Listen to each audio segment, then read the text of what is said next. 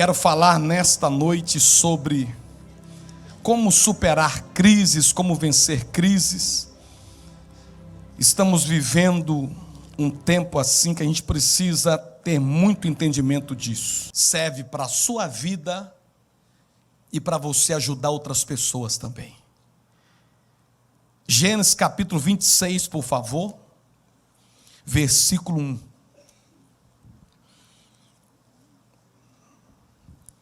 O que podemos aprender com a crise? Porque a crise vai desencadeando uma série de coisas. E dentre elas, depressão, angústia, tristeza. Diz assim o texto: sobrevindo a fome à terra, além da primeira vida nos dias de Abraão, foi Isaque a Gerar, avistar-se com Abimeleque, rei dos filisteus. Até aqui, por favor, deixa a Bíblia aberta. Nós vamos ler mais textos, só que eu não queria que a gente deixasse de ouvir a mensagem para ler antecipado. Vamos lendo paulatinamente, por favor. Aqui nós vemos que Isaque estava enfrentando uma crise. Qual era a crise dele? Fala comigo, fome. Irmãos, alguém aqui já passou fome? Quem passou, levanta a mão. Já passou. Alguns irmãos já passaram fome. Eu nunca passei fome, mas imagino que deve ser uma das piores crises que existem. Às vezes dá de noite em casa, você quer comer um danoninho, quer comer um negócio, não tem, já fica. Imagina passar fome. Isaque, ele estava enfrentando uma crise, mas assim como Isaque estava sempre em movimento, mesmo passando por crises, também devemos seguir seu exemplo e não permitir que as circunstâncias nos paralisem, desmotivando-nos ou deixando-nos acomodados. A crise não é o final de tudo, mas sim um desafio para o surgimento de novas oportunidades e um processo que nos levará à vitória. Então a crise não é o ponto final. Nós temos que nos movimentar na hora da crise. Nós temos que nos mover na hora da crise. Se a crise chega na minha vida e eu fico parado, vai desencadeando situações como tristeza, angústia, vai desencadeando como um mau humor. Eu posso entrar numa depressão, eu posso começar a cair de uma forma assustadora. O que que nós aprendemos aqui com a crise, olhando para a vida de Isaque? Primeiro, a crise é um sinal que algo precisa ser mudado em nossa vida. Fala comigo, é um sinal que algo tem que ser mudado. Repara que quando Isaque se deparou com a crise, ele teve que ir a Gerar, terra dos filisteus. Ele se movimentou, ele se moveu. Eu não posso enfrentar a crise parado, eu tenho que enfrentar a crise me movendo, em movimento, fazendo alguma coisa, tomando atitudes. Segundo, são 6 princípios. Segundo, a crise é um tempo espetacular para aprendermos coisas novas. Diga, aprender coisas novas. Olha o verso 19 e o verso 21. Olha o que diz o texto. Cavaram, pois, o servo de Isaque naquele vale e acharam ali um poço de água viva. Espera aí. Cavar poço, Isaque nunca cavou poço na Bíblia. Mas a crise faz você fazer o que nunca fez. A crise ensina coisas para a gente. A crise, se nós ficarmos parados, ela nos arrebenta e nos detona. Mas se nós decidirmos encarar ela, nós vamos cavar poço, nós vamos fazer coisas que nunca fizemos, nós vamos receber de Deus ideia e direção. Quem entendeu, dá glória. A crise gera isso. Olha no verso 21 que diz: então cavaram outro poço, pelo qual também contenderam, por isso chamou-se-lhe Sitna. Entenda isso. Isaque, ele aprendeu a conquistar, a fazer coisas novas e a viver em um ambiente hostil. Acabou se tornando especialista em cavar poços, mas em um ambiente hostil. Não tem mamão com açúcar. Não tem tudo dando certo. É 2 e 2 é igual a 4. Não, não. Você vai ser cobrado onde você estiver. Você vai ser invejado. Não é todo mundo que vai aplaudir a sua vitória, não.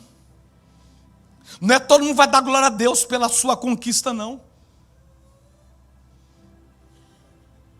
Eu falei ontem aqui no culto sobre a questão da Fernanda.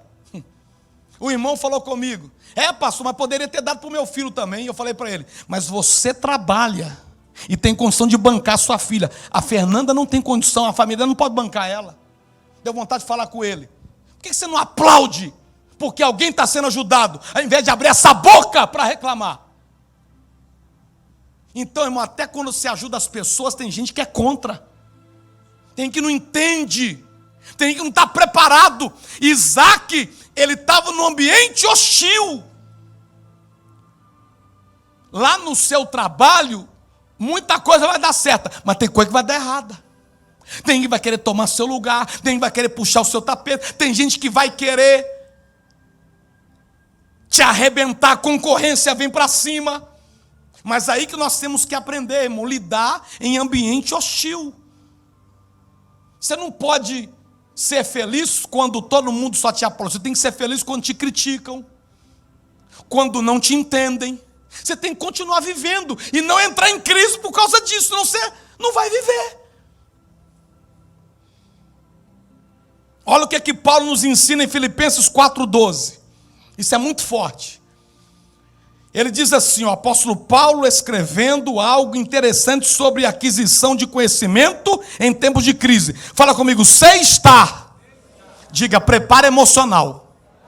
Olha que o primeiro tópico, sei estar. Na minha Bíblia, sei estar aqui está sem passar. Preparo emocional. Eu estou preparado emocionalmente, estou preparado psicologicamente. Se me aplaudir, eu sei estar. Se me vaiar, eu sei estar. Se estender a mão e sorrir para mim, eu sei estar. Se virar a cara, eu sei estar. Vamos que vamos. Sei estar. Diga, preparo emocional. Aí diz, falta, sei passar falta, crise. Sei também ter abundância. Em toda maneira, em todas as coisas estou instruído. Olha que coisa profunda isso aqui. Estou experimentado. Na minha Bíblia está instruído. Fala comigo assim: preparo intelectual. Instrução. A pessoa está instruída. A crise chegou, mas Paulo falou: opa, a crise está aqui, mas eu tenho instrução. Eu estou instruído. Eu tenho preparo emocional, eu tenho preparo intelectual, eu não sou uma pessoa que não estou sabendo de nada no mundo, não. Eu estou sabendo o que está acontecendo, eu vejo notícia, eu estou antenado nas coisas, eu estou pronto, eu estou preparado. Preparo das coisas, porque tem gente que fica no mundinho dele e não sabe de nada. Se perguntar qual o nome do presidente do Brasil, é perigoso falar que ainda é a Dilma. Qual o nome do presidente dos Estados Unidos? Ronald Reagan. Essa foi do fundo do baú, hein? Qual o nome? E a pessoa não está antenada, parece que está morando em Marte. Porque não tem preparo intelectual, não está ligado, não lê nada, não lê livro, não lê jornal, não sabe de nada. Não, peraí. Eu estou sabendo que o negócio não está bom para todo mundo, não. O negócio está arrochado, eu sei que está arrochado, graças a Deus. Não é só comigo. Olha, continuando o texto que diz: tanto em ter fartura, eu estou preparado, fala comigo assim, emocionalmente, intelectualmente, a quê? A ter fartura ou a ter fome, tanto a ter em abundância, como em padecer necessidade. Então a gente tem que estar preparado para isso aqui, meu irmão. Eu já comi oropronobre pego na cerca, porque eu não tinha como comprar. Então, hoje, eu como bem. Mas se eu precisar comer oropronobre, eu estou pronto emocionalmente, intelectualmente para comer oropronobre. E se você me aplaudir, eu estou pronto para você me aplaudir. Se você me abraçar, eu estou pronto para você me abraçar. Mas se você sair da igreja hoje, depois do culto, eu não vou me abalar, não. Eu continuo pregando o evangelho. Eu não vou chorar, não. Porque eu estou pronto emocionalmente, intelectualmente. Eu vou morrer. Acabou minha vida. Aquele irmão sumiu. Acabou nada. Tem alma para ganhar. Tem vida para ser salva. Agora, se o pastor, se o empresário, se o trabalhador, se o estudante não está preparado para ser traído, para ser caluniado, ele só está nessa parte aqui, ó. Sei ter fartura, sei ter abundância. Não, querido. Tem que saber também, fala comigo, tem que saber também passar fome e padecer necessidade.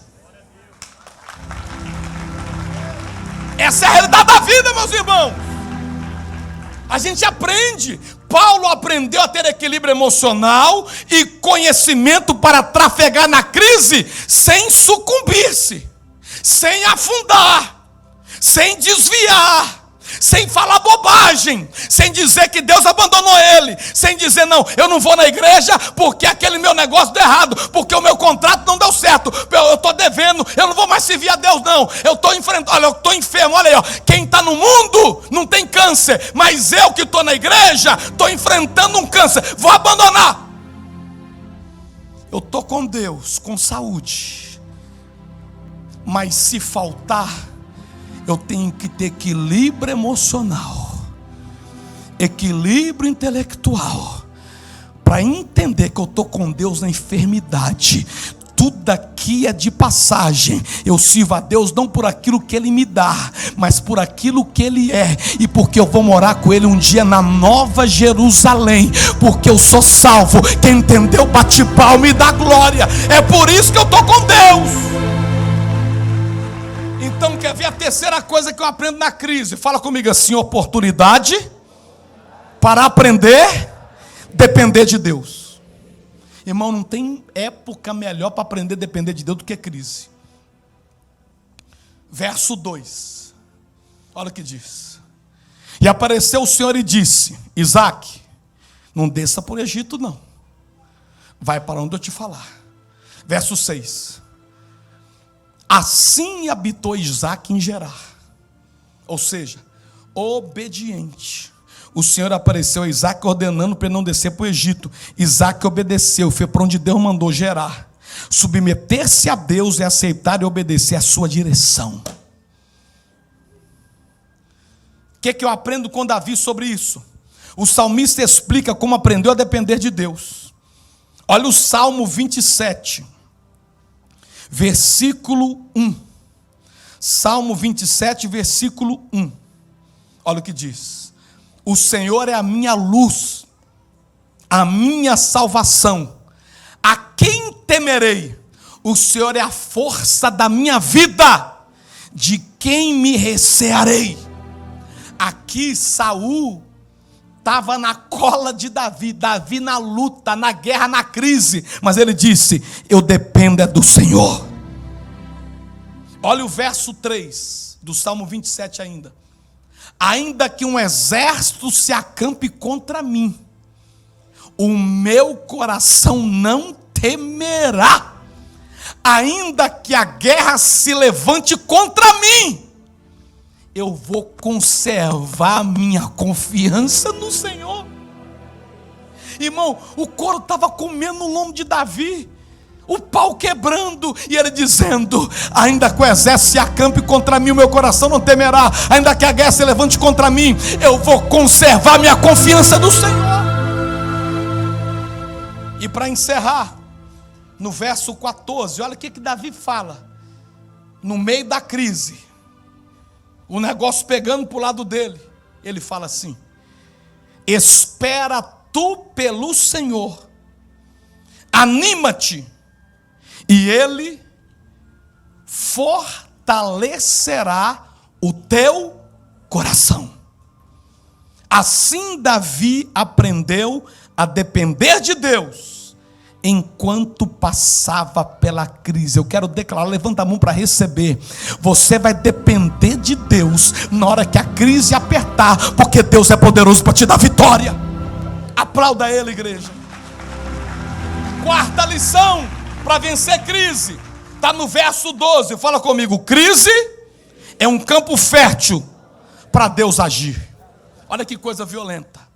Na crise, Isaac semeou naquela terra, e no mesmo ano colheu 100 por 1, e o Senhor o abençoou. Isaac foi grandemente próspero na terra dos filisteus. Sabe por quê? Porque crise é um campo fértil para Deus agir.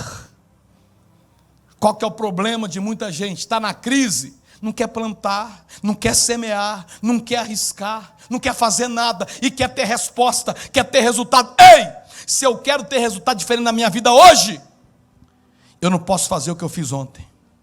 Se eu quero ter resultado diferente na minha vida amanhã, eu tenho que mudar minha atitude hoje. Vamos aprender com Israel no meio da crise. Façamos uma analogia de Israel e vejamos como esse povo enfrentou a crise. Faraó vinha atrás. Faz assim, ó, Faraó. Não é irmão que está atrás de você que é Faraó não, tá? Mas só para você entender. Faz assim, Faraó vindo atrás. Aponta para hoje e fala assim, Israel no deserto. Agora aponta para frente e fala assim, o mar vermelho diante deles. Ou seja, crise com o exército estava vindo atrás, crise porque eles estavam pisando em terra quente no deserto, e crise na frente porque havia um mar, se ele entrasse ia morrer afogado. É o famoso ditado, se correr o bicho pega, se ficar o bicho come. Não tem jeito, é crise de todo lado, crise de todo lado. Mas a Bíblia diz que Jeová manda nuvem para clarear o caminho de Israel e escurecer o caminho do exército de Faraó. A Bíblia diz que Jeová, meu irmão, isso aqui é Deus agindo na crise, ordena que o povo marche. Fala comigo assim, eu vou pisar na crise. Estava no deserto, mas estava pisando. Ele estava no deserto, mas estava marchando. Ele estava no deserto, mas estava caminhando. E sabe qual foi o resultado daquilo? O mar se abriu. Eu vou repetir. Aquela crise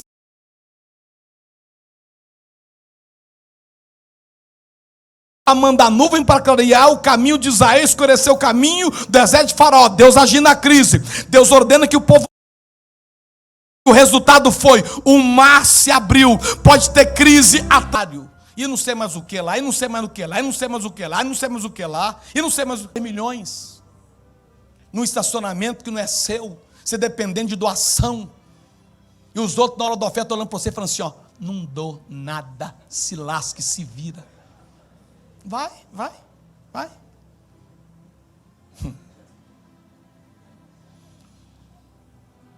Olha o que diz o texto. Conquista de vitórias. A Bíblia diz no verso 1, da fome que nós já lemos. A Bíblia diz, a primeira crise de Isaac, fala comigo assim, crise da fome. A segunda crise de Isaac, está no verso de número 14 e 16. Fala comigo, crise de sucesso. Olha o verso 14 o que diz. E tinha possessões de rebanho e de gado, e muita gente de serviço, de modo que os filisteus tinham inveja. Você acha que todo mundo se alegra com o seu sucesso? Você está enganado. Tem gente que fala mal de você sem nunca ter conversado com você por causa do seu sucesso. Tem gente que te julga pela sua roupa, te julga pelo seu carro. Tem gente que só vê o que você ganha, não vê o que você perde. Tem gente que fica irado com o seu sucesso. Crise. Sucesso também gera crise. Sucesso faz muita gente desaparecer. Quer ver o que mais? A terceira crise que ele enfrentou? Fala comigo, contenda. Está no verso 20, coloca aqui. E os pastores de Gerar contenderam com os pastores de Isaac, dizendo: esta água é nossa. E ele chamou ao poço Ezeque, porque contenderam com ele. Eles estavam cavando poços, e ali tinha gado, ali tinha ovelha, e os que trabalhavam para Isaac, cuidando dos poços, cuidando das ovelhas, cuidando do gado, os pastores dele, contenderam com os outros. Fala comigo: contenda. Irmão, tem gente que é pago só para meter o pau em você. Sabia disso? Tem que é contendeiro. Ouvi falar. Está sabendo não? Ouvi falar que aquela irmã diz que nas férias aprontou todas. Bebeu, cheirou. Ouvi falar. Contenda. E alguém que fala. De vez em quando alguns tentam aparecer em cima de mim. Pastor, eu estou defendendo o senhor, hein? Eu falo: coitado, quem defende nem fala. Dá vontade de falar mentiroso, contendeiro. Quando eu defendo alguém, eu nem falo para a pessoa que eu defendi. Mas quem não defende, fala que defendeu. Diga para o seu irmão: aprende mais essa, tá? Contenda. Quer ver outra crise que ele passou? Fala comigo: inimizade. Verso 21, põe aí. Então cavaram outro poço, pelo qual também contenderam, por isso chamou Sitna. Às vezes tem gente que vai se tornar seu inimigo de graça. É assim ou não é, igreja? Inveja de você. Não consegue ficar feliz. Fulano de tal só fala mal de você. Não vê uma qualidade na sua vida. Isaac passou por tudo isso. Mas aí vem algo fantástico. Qual é o resultado de tudo isso? Verso de número 22. Fala comigo: conquista. Olha o que diz: e partiu dali e cavou ainda outro poço, por este não contenderam, pelo que chamou, fala comigo, Reobote. Repete Reobote 3 vezes, vamos lá. Reobote, Reobote, Reobote, dizendo: pois agora o Senhor nos deu largueza e havemos de crescer na terra. Reobote fala de grandes espaços abertos por Deus. Eu quero profetizar, querido, tem um Reobote para a tua vida. No meio da crise, Deus vai abrir espaço. Quem toma posse bate palma e dá glória. E para encerrar, sexta coisa que eu aprendo na crise. Diga comigo assim: adorar a Deus. A crise nos ensina a adorar a Deus. Abraão, o pai de Isaac, foi fortalecido na fé. Romanos 4, 20 e 21. Sabe o que ele fazia? Adorava a Deus. Contudo, à vista da promessa de Deus, não vacilou por incredulidade. Antes foi fortalecido, ele creu. Não cumpriu, mas eu creio. Não aconteceu, mas eu creio. Foi fortalecido na fé, diga assim, dando glória a Deus. Aí no verso seguinte diz, no verso 21, e estando certíssimo, diga assim, eu não vou duvidar. Estando certíssimo de que o que Deus tinha prometido também era poderoso para fazer. Ele adorava a Deus na hora da crise. Não aconteceu, mas eu adoro. A promessa não chegou, mas eu adoro. Eu não estou dando o meu testemunho, mas eu vou adorar o Senhor. E aí, para encerrar, aprendemos com Josafá, segundo Crônicas 20 e 21. Ele enfrentou os moabitas, amonitas e os das montanhas de Seir. Sabe o que ele estava fazendo na hora que ele estava indo para a guerra? Tendo ele tomado conselho com o povo, designou os que haviam de cantar ao Senhor e louvá-lo vestidos de trajes santos, ao saírem diante do exército, de dizer: dai graças ao Senhor, porque a sua benignidade dura para sempre. Josafá estava indo para a guerra. Os soldados reunidos, espada, lança, se fosse hoje, colete à prova de bala, bazuca, escopeta, espingarda, revólver calibre 38, tudo preparado para a guerra. Só que antes de sair, sabe o que Josafá fez? Eu quero que na frente de nós vá alguns irmãos louvando a Deus. adorando a Deus, exaltando a Deus, bendizendo o nome de Deus. E quando você continua a leitura, você vai descobrir que enquanto eles adoravam, os exércitos inimigos começaram a digladiar-se entre eles, e a vitória foi grande para Josafá.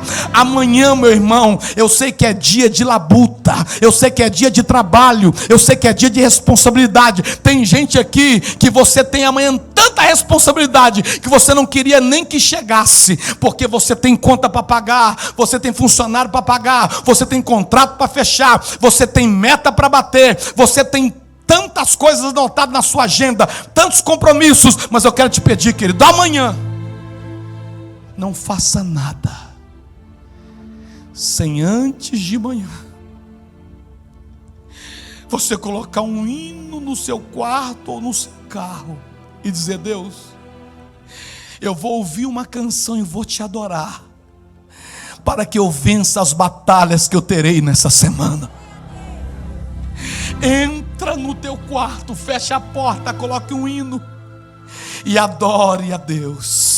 No seu carro, adore a Deus, porque enquanto você estiver adorando, aquela porta vai estar se abrindo, aquele contrato vai sendo assinado, aquele coração vai sendo aquebrantado, e Deus vai sendo glorificado na sua vida. Alguém recebe essa palavra? Por um minuto, levante as suas mãos. Eu vou deixar você adorar por 30 segundos. Adore por 30 segundos, porque enquanto você adora, os seus arabassuri me cantará, manabassuri me andarébia, os seus inimigos são confundidos, eles passam a lutar entre eles, eles passam a tentar acabar com o outro, e você canta um hino da vitória, e você chega do outro lado.